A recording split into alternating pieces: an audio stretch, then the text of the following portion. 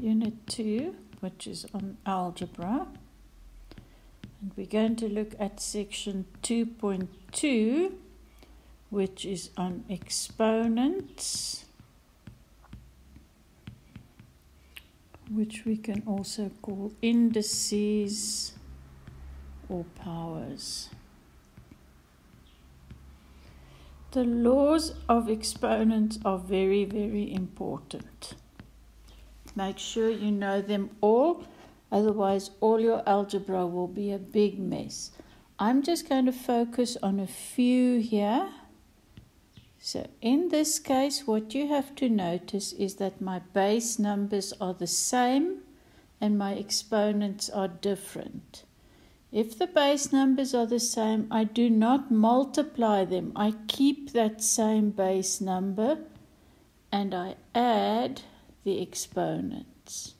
So if I have two base numbers with different exponents, but the bases are the same, I keep the same one.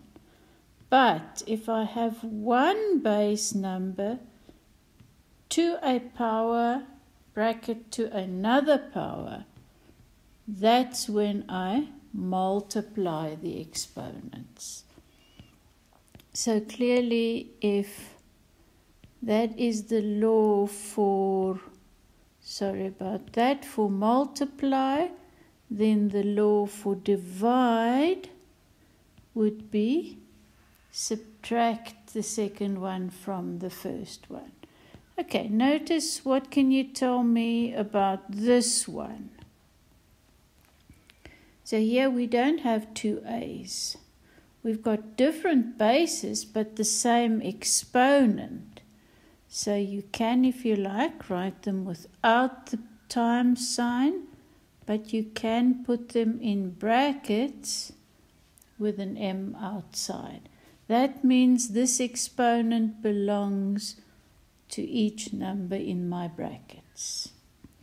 Another one that's very important, if the exponent is negative, and we have done this as well, we said you find the exponent, but you take the reciprocal.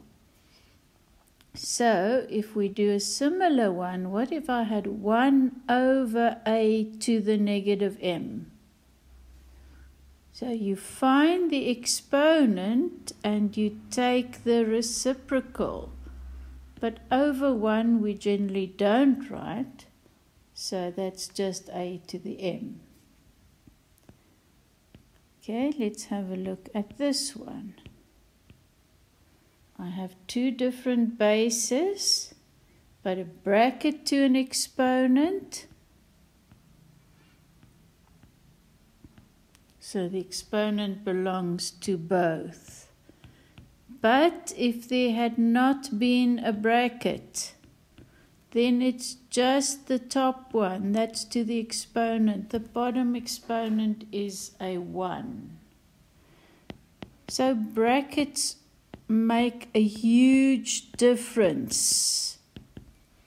Let's look at examples with numbers. If I had that, if you remember what we said with our bed mass, means we had to first do the exponent and then afterwards add the negative. So it is minus 9. However, if we had this, then my bed mass would say first do the bracket, and that means negative 3 times negative 3, which is positive 9. Okay, let's do one more. What if I had that? Notice the square is not on the first negative, so it equals negative and then minus 3 times minus 3.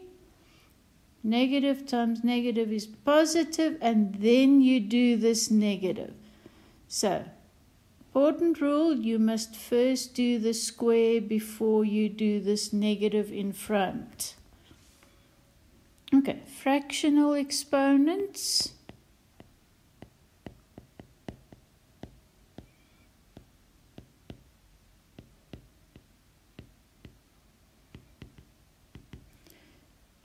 Look at this rule. Notice that the n is in the hook, it's not in front. In other words, I've got an a to the power of m, and it's the nth root. So the power with it stays the power. The one in the hook goes as a fraction underneath. So it's a to the m over n. So this means if I say, what is square root x? You say, okay, well, there's an invisible one, and square root means an invisible 2. So this is x to the 1 over 2. Right, when you're working with numbers, you can just use your calculator again. So for instance, 3 to the 1 over 5. Just make sure you use your calculator correctly. I'm going to give it to 4 decimals, 1.2457. Right, let's look at powers of 10. This is just something very simple. If I have 10 to the 3, that means a 1 with 3 zeros. If I multiply a number by 10 to the something, it just becomes the 5 with 1, 2, 3, 4 zeros. What would happen if I divided 5 by 10 to the 2? Well, I would say that 5 really has a decimal point after it.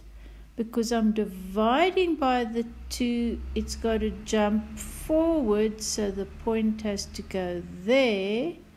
So the answer is 0.05. So multiplying and dividing by powers of 10, you just add a lot of zeros, or you just move your decimal point to the right or to the left.